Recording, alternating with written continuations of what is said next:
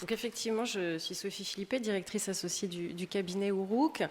Moi, je représente un peu la vision du consultant qui est missionné pour comprendre, pour analyser la situation, pour proposer des solutions à des problématiques. Alors des solutions qui passent parfois par des outils, mais pas seulement. Et puis aussi donc de proposer cette vision et ce recul un petit peu extérieur du consultant appliqué à la vraie vie. Alors,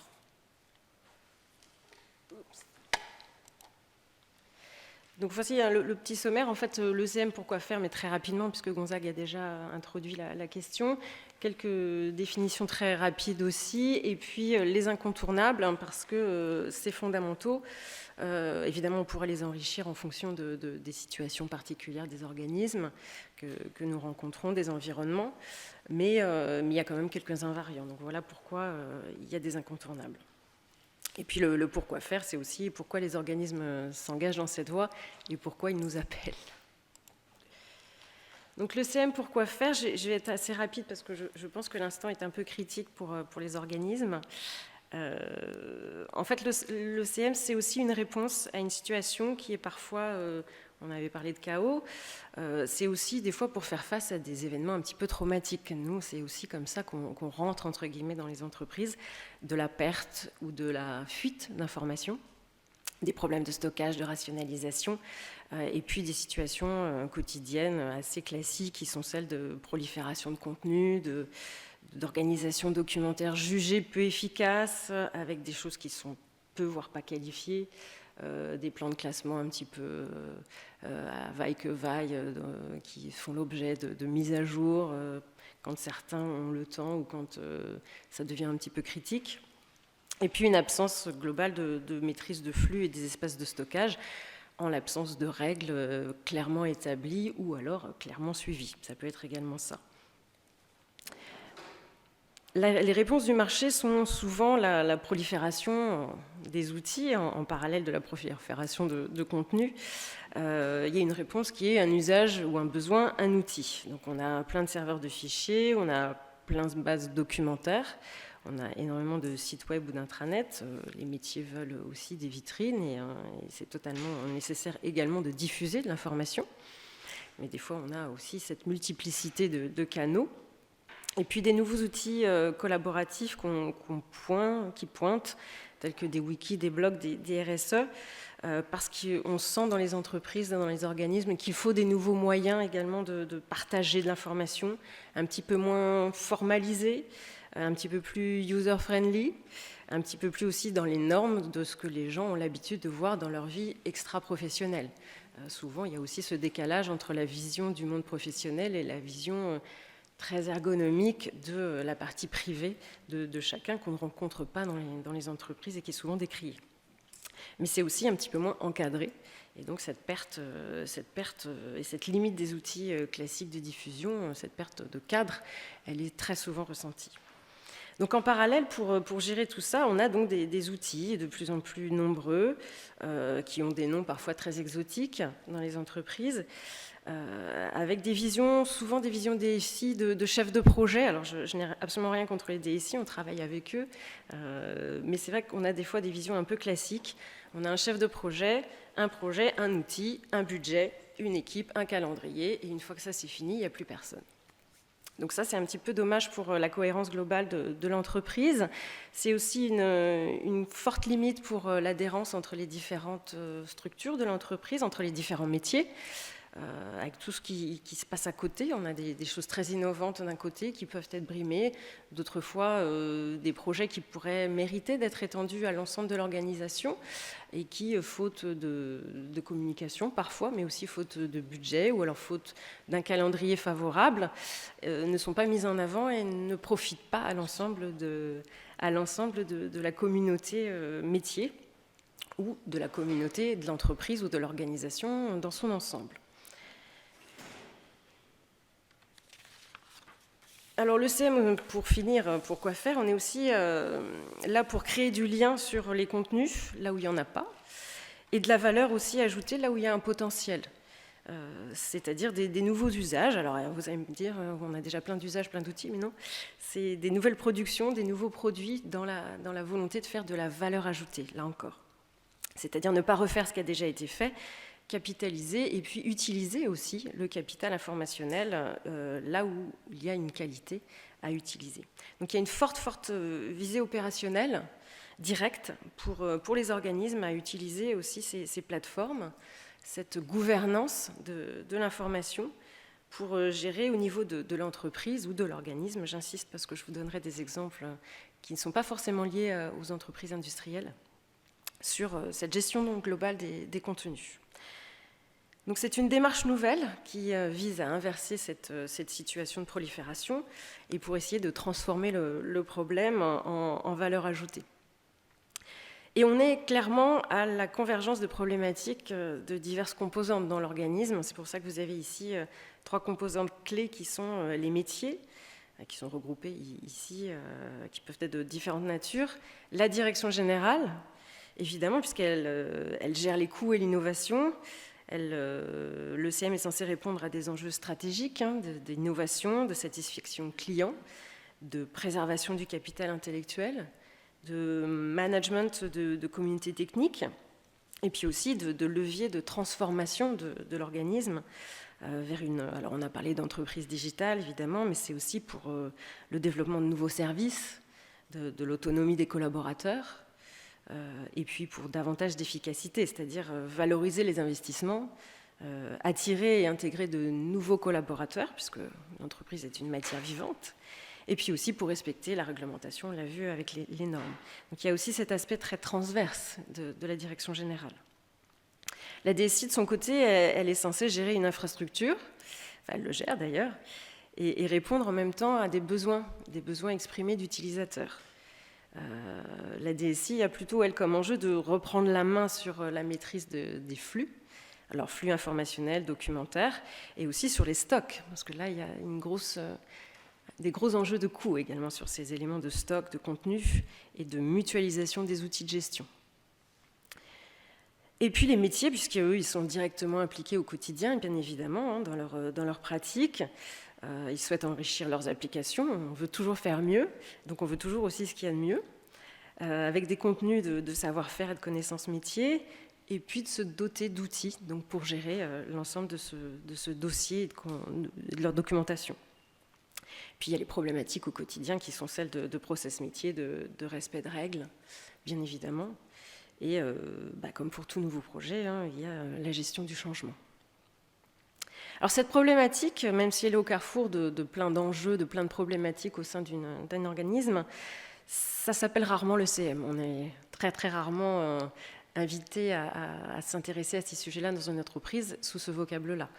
On entend parler de plus en plus de gouvernance de l'information, voire de gouvernance documentaire, mais rarement de CM.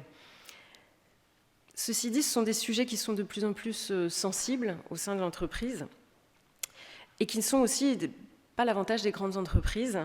Ça touche les associations, même les organisations à but non lucratif, les ONG.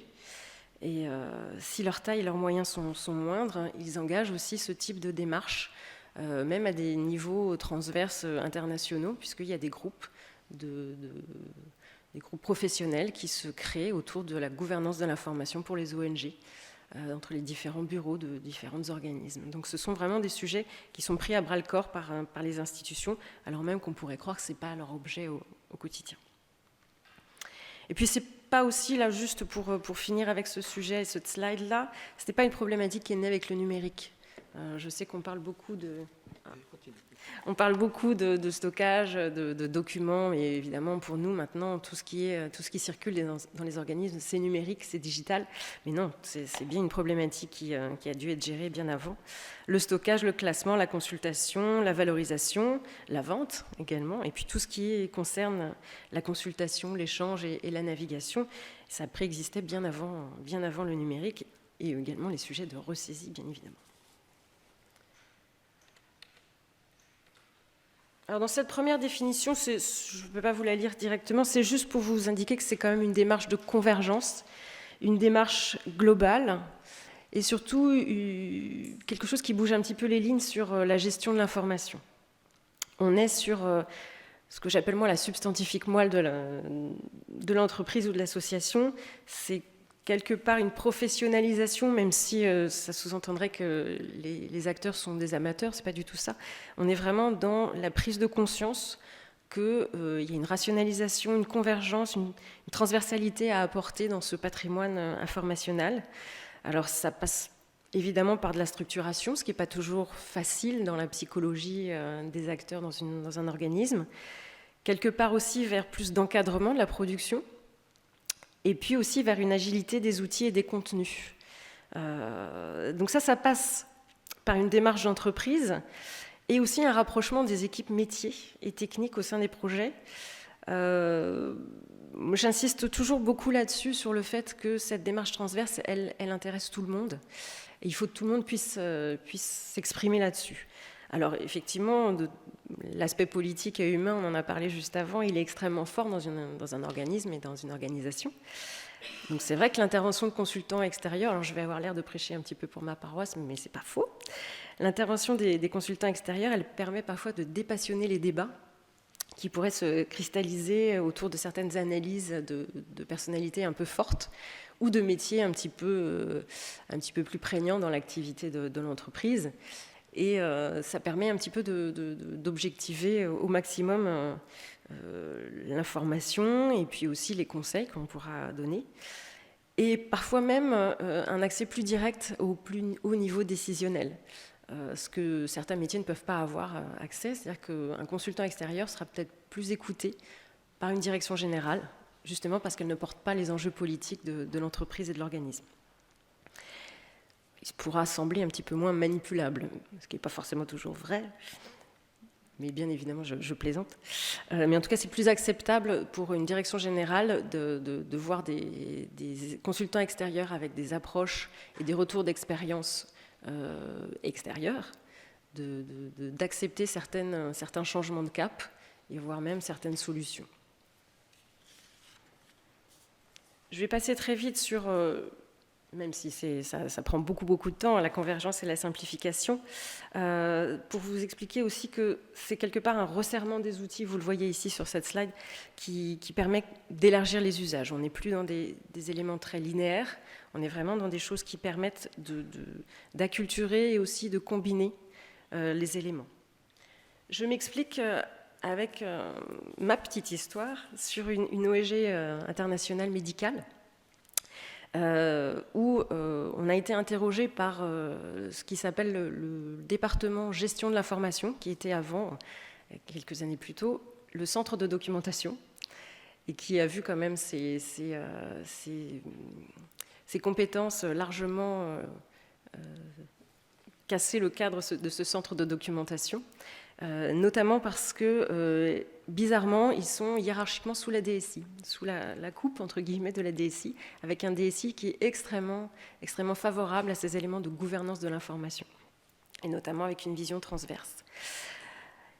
Leur situation de départ, c'est chaque métier veut ses documents de reporting, c'est-à-dire que chaque terrain, et ils en ont des milliers qui changent évidemment malheureusement en fonction de l'actualité et de l'urgence très régulièrement, chaque métier au siège, et puis dans ce qui s'appelle les cellules, qui correspondent à des régions géographiques, veut son élément de reporting par le coordinateur du terrain, par le chef de projet de terrain, de manière mensuelle, de manière quasi hebdomadaire aussi quand on est dans des situations d'urgence. Donc on produit beaucoup de choses qui sont conservées bon an, mal an. Alors quand vous avez des problématiques de gestion de réseau aussi et d'accès à la 3G, voire au Wi-Fi, eh bien vous avez la possibilité de mettre tous vos documents sur une GED déportée. Par contre, sinon, tout est dans des Dropbox. Donc vous imaginez un petit peu la question de la sécurité et aussi la question de la pérennité de cette information. Et puis, donc, on a beaucoup d'éléments qui sont peu, voire pas traités par les échelons intermédiaires, puisque évidemment, vous avez quand même une multiplicité d'éléments, à tel point que les terrains trouvaient ça un petit peu embêtant à faire, puisqu'ils avaient quand même une actualité et une activité au quotidien assez lourde à gérer. Donc, dans les ateliers, avec ces différents représentants des métiers, on nous a quand même dit Et ben moi, j'arrivais à mettre des choses qui n'avaient absolument rien à voir avec mon reporting, juste pour vérifier que les gens au-dessus lisaient mes documents de reporting.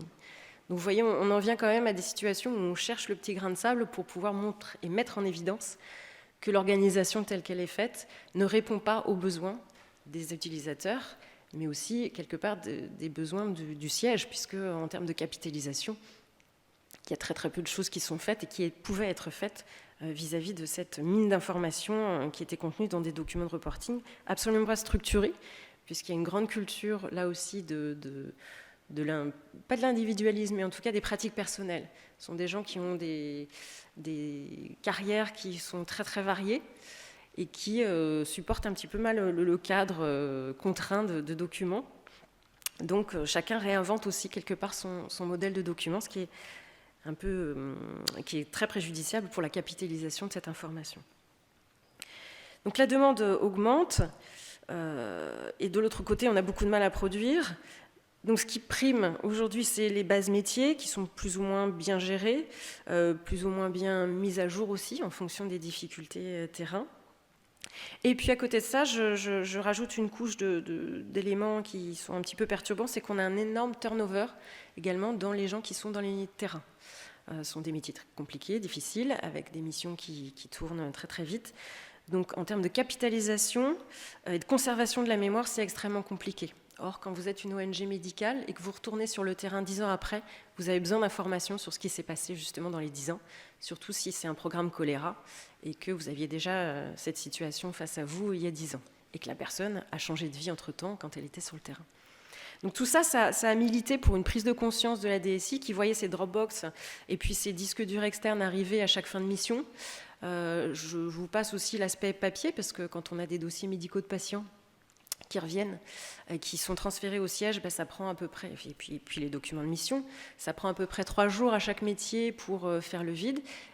Quand on a des centaines de missions et des centaines de missions à gérer au quotidien, c'est très très compliqué, c'est très très lourd.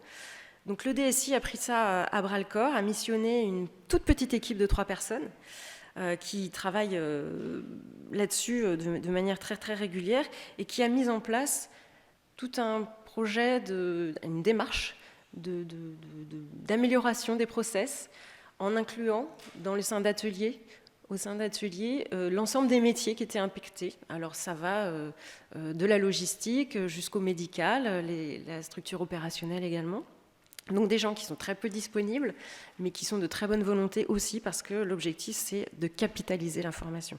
Et puis, en termes d'innovation, on a des équipes de documentalistes, de professionnels de l'information, qui sont là aussi dans l'innovation, parce qu'ils proposent des choses, parce qu'ils ont le recul nécessaire vis-à-vis d'un organisme qui est dans l'instantanéité, dans l'urgence, et dans la fermeture, l'ouverture de mission, de la réactivité. Eux ont cette compétence, ce recul nécessaire par rapport à l'activité de l'organisme et peuvent proposer des choses. Alors, je ne vais pas forcément tout dévoiler de leur ingénierie documentaire, mais par exemple, ça passe par une carte interactive des terrains qui permet, grâce au rapport, une fois qu'il sera analysé et bien structuré, qui permet d'avoir le maximum d'informations sur un terrain, et ça embarqué sur des applications téléchargeables en amont des missions. Donc ça, c'est des petites choses. Ça paraît très très peu compliqué quand on connaît la technologie mobile, mais ça permet d'avoir quelque chose de très efficace, très opérationnel, et puis qui répond à un véritable besoin opérationnel au quotidien.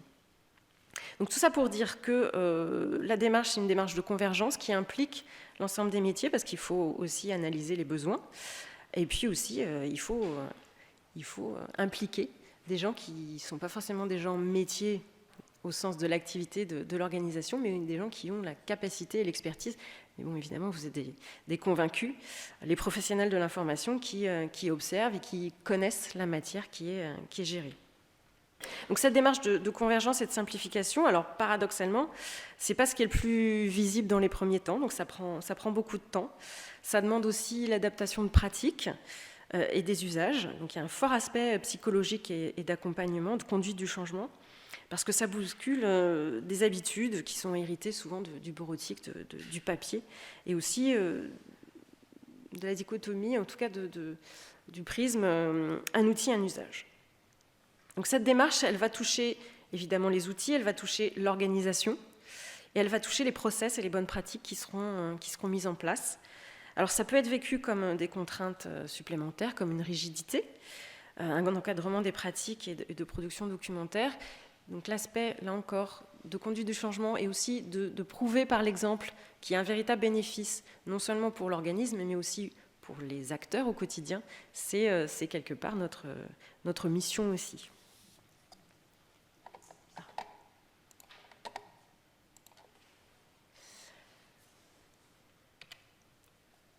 Juste pour... Oui, juste l'approche transversale, elle est aussi, quand on est sollicité, nous, on est des fois sollicité par les métiers. Donc c'est vrai que les métiers eux-mêmes prêchent là aussi pour leurs propres besoins.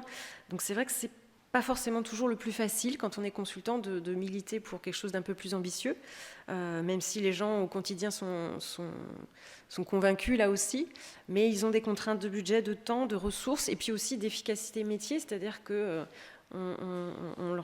ils ont besoin d'une solution très rapide. Et des fois aussi, l'aspect transverse, c'est pas forcément ce qui les intéresse le plus, parce que la maîtrise de l'information, c'est aussi un pouvoir. Donc il faut de temps en temps aussi pouvoir dépasser je vais travailler pour les autres et moi dans tout ça, et rassurer sur les avantages de ce mode de programme avec un objectif commun.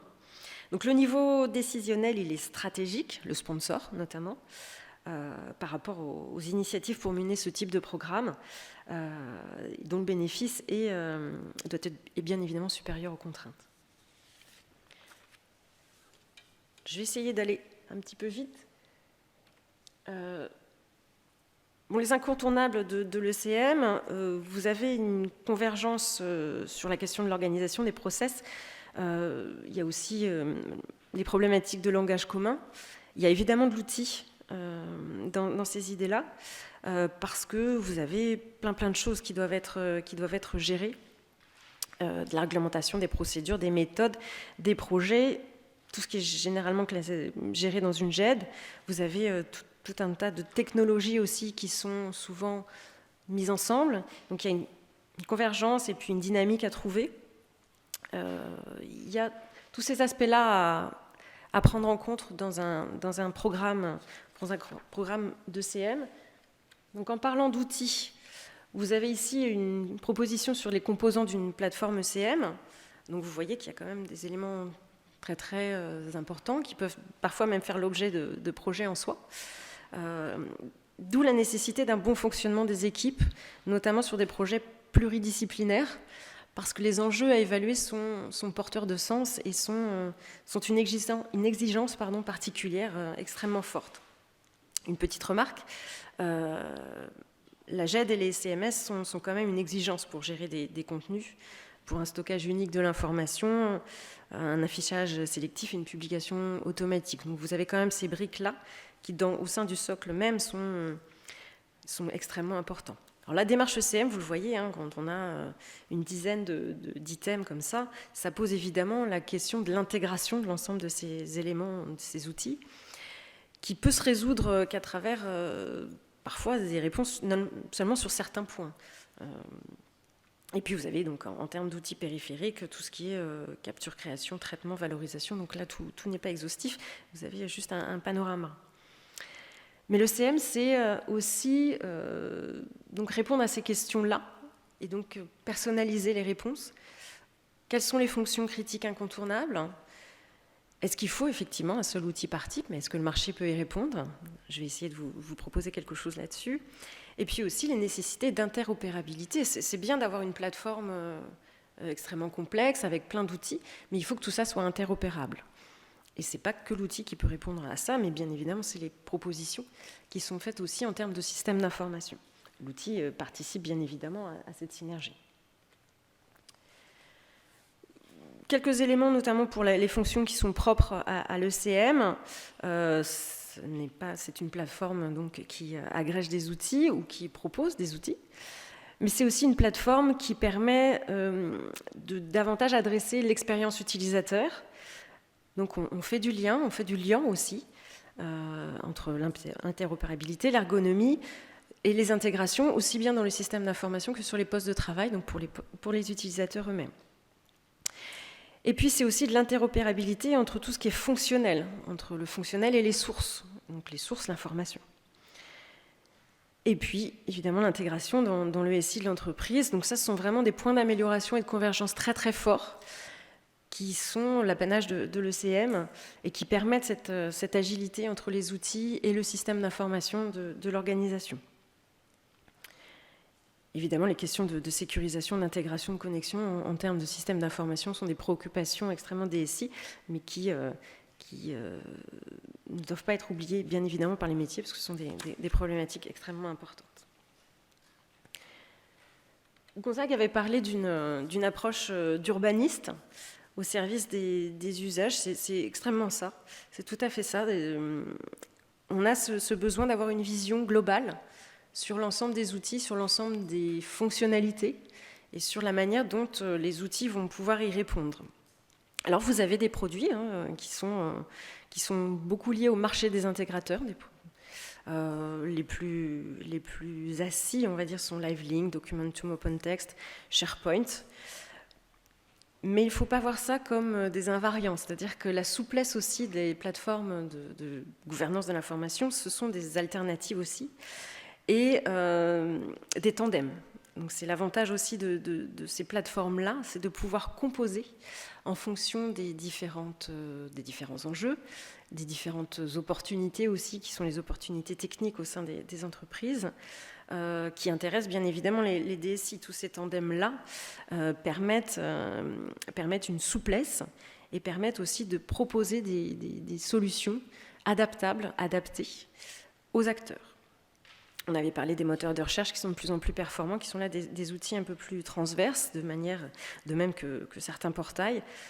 Sachez tout de même que, évidemment, tout ce qui est gestion documentaire de type jet de CMS et les outils collaboratifs qui représentent de véritables usages et de véritables avancées aussi dans le partage de l'information au sein des organismes sont quand même des briques essentielles. Petite remarque, évidemment, d'un point de vue technique, les DSI sont évidemment intéressés puisqu'ils maîtrisent les outils et ils sont dans la maîtrise du système d'information. Mais d'un point de vue technique, il y a aussi tous les aspects budgétaires et les aspects ressources humaines, richesses humaines à prendre en compte, notamment aussi dans le calendrier de ces projets-là et de ces programmes. Voilà, donc ce sont des éléments qui sont de bonne base, qui peuvent être mis en place à partir d'un calendrier dont la maturité est propre aussi à chaque organisme, à chaque organisation. Le fonctionnement sert à sécuriser, à prioriser aussi certains projets, la mise en place de projets. Pour les multi-éditeurs, évidemment, la problématique aussi pour un DSI, ça sera la maîtrise des coûts, puisque les licences de chaque outil peuvent évidemment induire des coûts. Donc là, en termes de plateforme, il y a aussi ces aspects-là budgétaires à prendre en compte, des aspects extrêmement stratégiques. Compte tenu du temps, je vais passer assez vite. Je voulais aussi quand même beaucoup insister sur l'aspect technique, mais aussi sur l'aspect organisationnel et l'aspect bonne pratique. Dans les bonnes pratiques et dans les liens aussi, il y a tout ce qui est de langage commun. On a beau être dans une entreprise, dans une même entreprise ou dans un même organisme, on ne parle pas la même langue. C'est assez général. On a aussi des langages métiers, évidemment, qui viennent répondre à notre quotidien. On a aussi des éléments qui sont ceux d'individualisation aussi et de particularisme métier. Et des règles également qui doivent être formalisées. Non seulement parce que vous avez aussi des nouveaux collaborateurs qui viennent dans l'entreprise, qui ont aussi leur propre culture, mais tous ces éléments de langage commun qui peuvent non seulement être des référentiels, mais aussi des modèles, des règles de nommage, et puis aussi des politiques, telles que la politique d'archivage, la politique de nommage, la politique de gestion, tout ce qui est politique documentaire en général.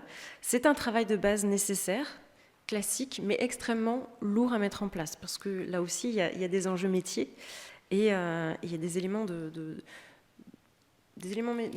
presque politiques aussi à dépassionner.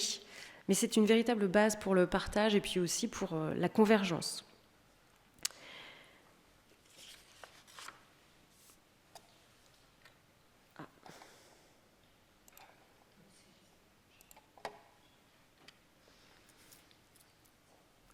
Alors plutôt que de répondre et de lire ce slide de manière très exhaustive,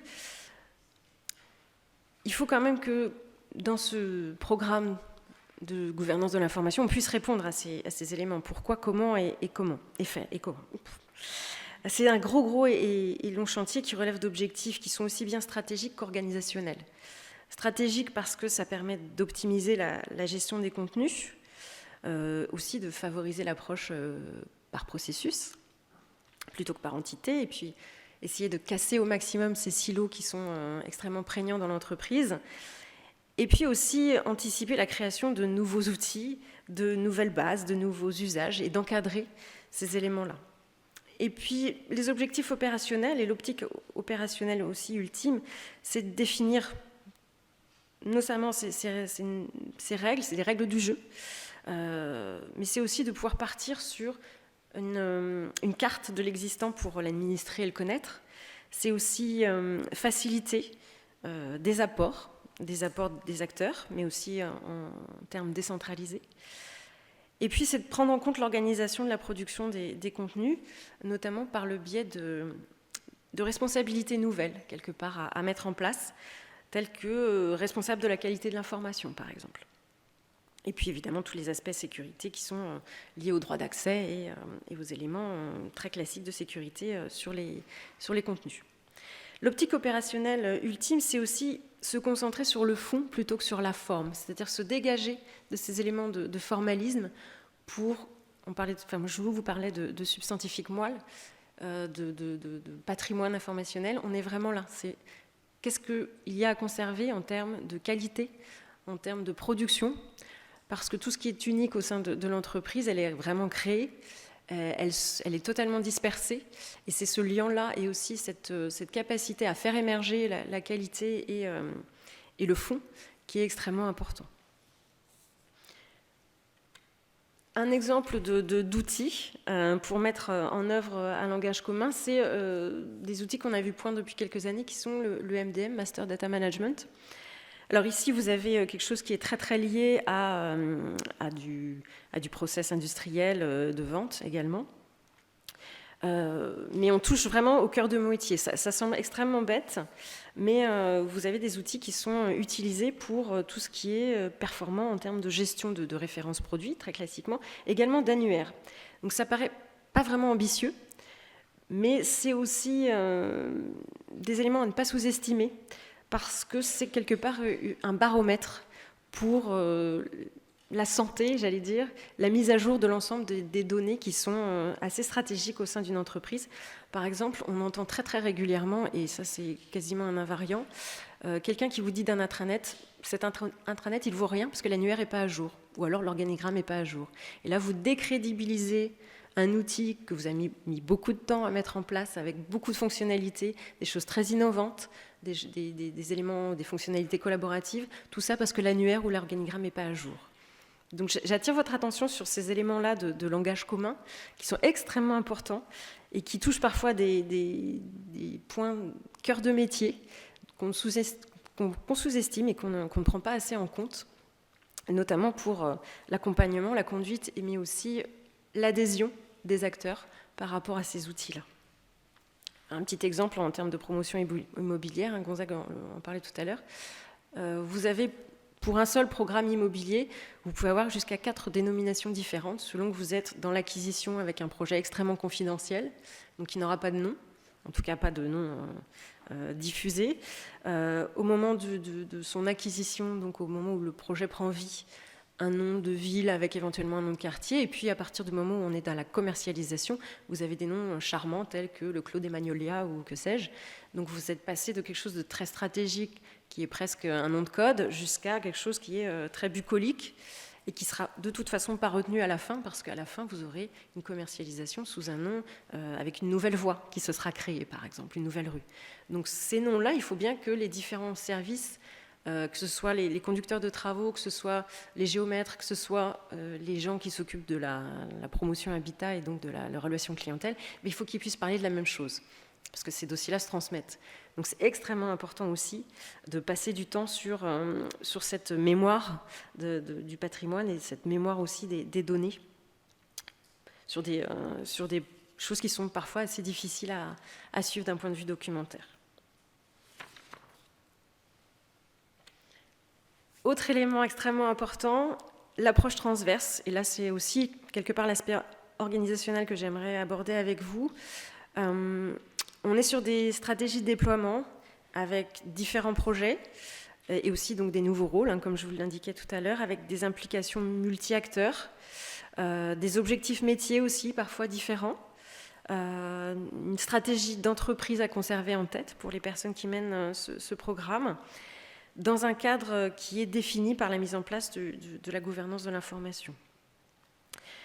Donc vous avez des nouveaux rôles qui se mettent en place, par exemple le responsable de la gouvernance de l'information, très typiquement, qui lui a des missions transverses aussi, c'est-à-dire concevoir et décliner cette gouvernance de l'information, mais c'est aussi communiquer cette démarche et les règles communes au sein de l'entreprise, au sein de l'organisme. C'est aussi identifier des choses qui pourraient être à valeur ajoutée au sein de l'entreprise. C'est favoriser les changements de comportement des acteurs. Et c'est évidemment, en termes très opérationnels, piloter le programme au quotidien en maîtrise d'ouvrage. C'est un positionnement qui est aussi un petit peu qui est transverse. Il est rattaché évidemment au sponsor du programme, parfois à la DSI aussi. Et puis, alors je vous le disais tout à l'heure pour l'ONG, j'ai oublié de vous dire que même s'il y avait une grosse démarche de knowledge management, on ne disait pas le nom. Donc, quand on est responsable de la gouvernance de l'information, des fois, ça permet de ne pas utiliser des noms qui pourraient être mal vécus dans une entreprise. Je ferme la parenthèse. Donc, ces nouveaux rôles, en tout cas, permettent d'accompagner aussi de manière plus longue et de manière plus tangible et peut-être incarnée aussi dans l'entreprise des nouvelles responsabilités et puis d'accompagner aussi les acteurs dans les différents métiers. Ça se traduit aussi, ces responsabilités, par des fiches de poste, évidemment. Là, on touche dans le dur. Et puis aussi à la déclinaison, puisqu'une personne ne peut pas tout, une déclinaison dans les métiers de correspondants. Parce que, comme pour tout élément de projet, on a un suivi, on a un maintien dans le temps de l'effort, une implication aussi à conserver. Et puis, comme à cette époque de l'année, des bonnes résolutions aussi à maintenir dans le temps. Donc l'accompagnement, il se fait dès le début pour convaincre, pour prouver. Et à titre d'exemple, voici un petit peu comment pourrait se dérouler cette approche transverse-là, avec des éléments qui permettent de combiner des différents leviers pour transformer les processus documentaires et gagner en efficacité. On a des chantiers fonctionnels, on a des chantiers techniques, on a une gestion de programme qui vient faire ce lien, qui vient mobiliser, qui vient aussi vérifier que tout se passe bien dans le calendrier, dans les différents objectifs qui ont été définis. Mais l'idée, c'est d'avoir cette gouvernance globale, bien évidemment, d'organiser des choses, de mettre en œuvre, d'optimiser, de diffuser, de changer les états d'esprit, mais surtout de ne pas brimer non plus les initiatives locales qui peuvent être innovantes, mais aussi de définir cette vision, cette vision cible qui n'est pas la juxtaposition de projets, mais qui au contraire vient être mise en scène grâce à une bonne communication sur le programme et grâce à un bon accompagnement aussi en changement dès le départ. Donc ça peut se concrétiser par des POC, des proof of concept d'outils qui permettent de construire cette vision commune avec des métiers pilotes avant de construire une véritable vision partagée au sein de l'entreprise qui n'ont pas pour meilleure vocation que d'être une véritable preuve par l'exemple pour ces programmes-ci qui, comme je vous le disais au démarrage, ne sont pas forcément évidents au sein d'entreprises parce qu'ils sont quand même, en tout cas, ils ont des visions extrêmement ambitieuses et à portée très très longue dans le temps. Donc les résultats ne sont pas forcément visibles très rapidement. Donc il y a tous ces éléments-là de construction d'une vision partagée qui sont extrêmement importants. Je vous remercie pour votre écoute. Si vous avez des questions, il me reste 1 minute, donc c'est parfait. En plus des questions. Je sais que l'heure est critique, comme je le disais, 12h30, c'est pas l'heure la plus facile.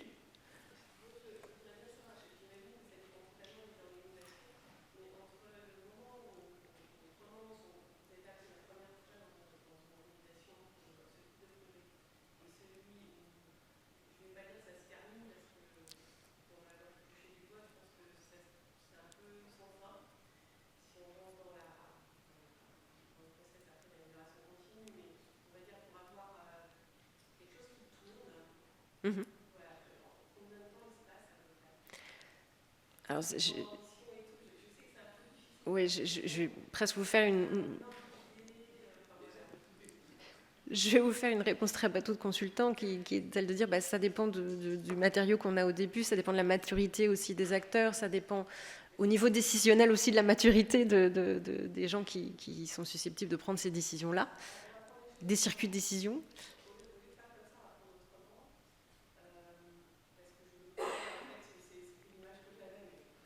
Oui, à partir de quel moment on peut attendre des résultats concrets en fait est-ce que c'est ça.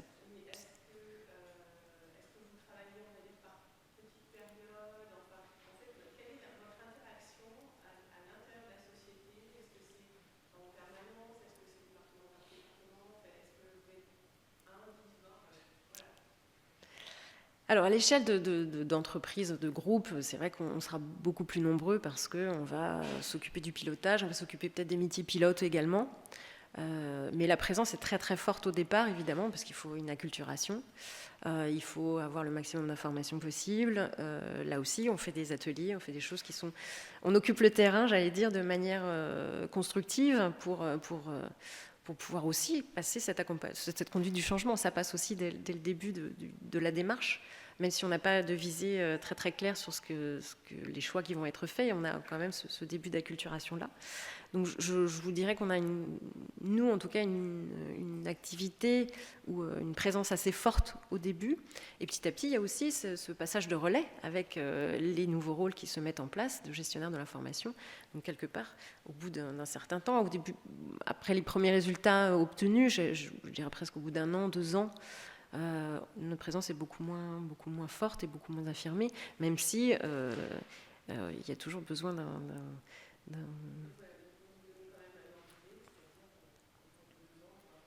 au bout d'un an et demi, 2 ans, je pense qu'on peut avoir des vrais résultats opérationnels. Évidemment, on est contraint par des calendriers qui sont soit des appels d'offres, soit pour des outils, soit de la mise en place, des tractations, des éléments contractuels. Mais oui, je pense que raisonnablement, à partir de 2 ans, on peut considérer qu'on commence déjà à mettre des premiers jalons qui sont signifiants pour les acteurs. Oui.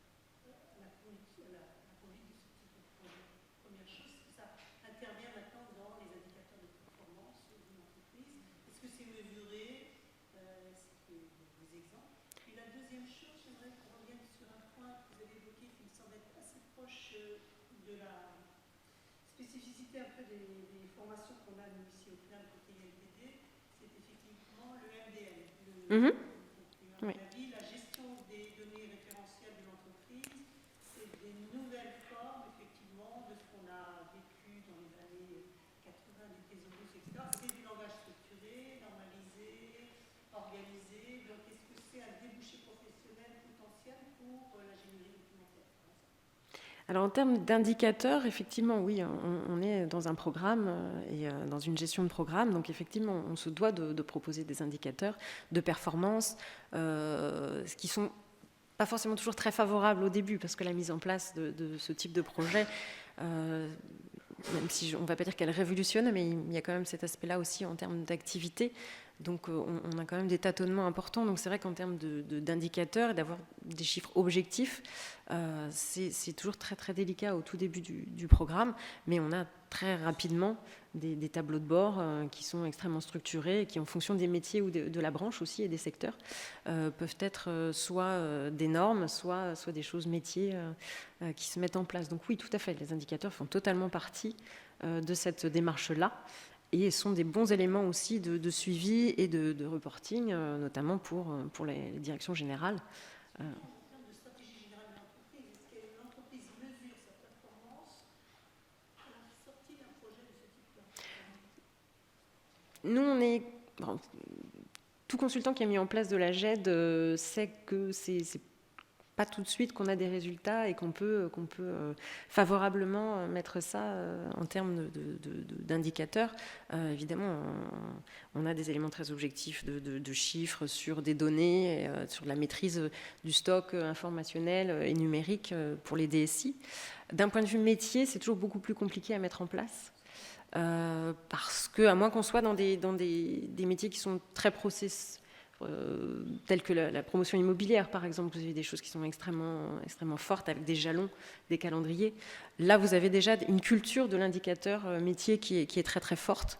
Donc la mise en place de ces indicateurs-là ne pose pas spécialement de problème. Quand on est dans des secteurs un peu moins habitués à cette démarche-là de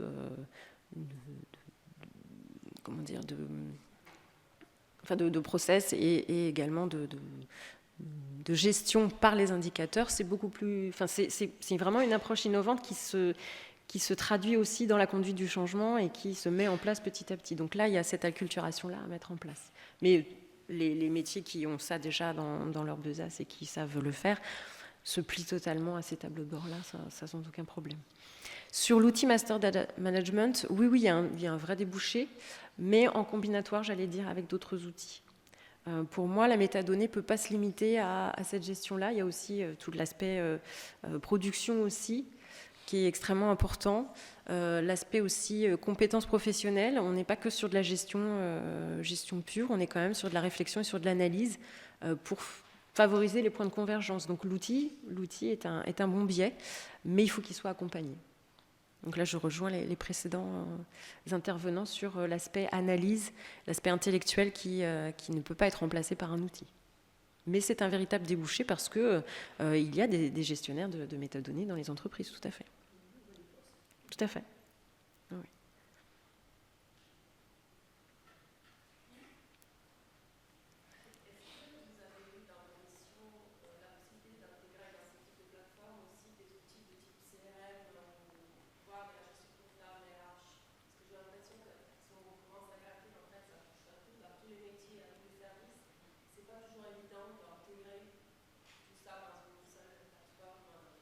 Oui, alors vous avez pour tout ce qui est par exemple des outils, des ERP qui sont extrêmement type SAP par exemple pour la gestion RH, pour la gestion de commandes, ce genre de choses. L'intégration des outils est nécessaire parce qu'il y a beaucoup d'informations là-dedans et beaucoup d'échanges d'informations. Donc oui, c'est extrêmement nécessaire. Après, c'est la mise en scène, c'est la DSI qui gère ça. Mais oui, en effet, ce sont des métiers, des outils métiers qui se doivent d'être mis en place dans le même ordre d'idée que la plateforme. On est dans cette dynamique d'entreprise, les spécificités métiers parfois, et des fois d'audit aussi métiers, très, très clairement peuvent être un obstacle, mais l'ambition est de pouvoir gérer au maximum ce patrimoine informationnel qui sera réutilisable. On a accompagné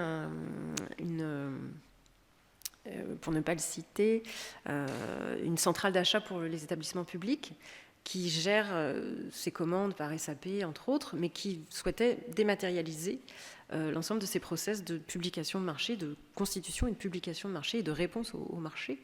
Donc oui, la question de l'interface avec SAP, la question de l'interface avec les ERP pour tout ce qui est facturation, etc., s'est posée bien évidemment, oui. Et c'était une réponse à apporter dans le cadre du programme ECM.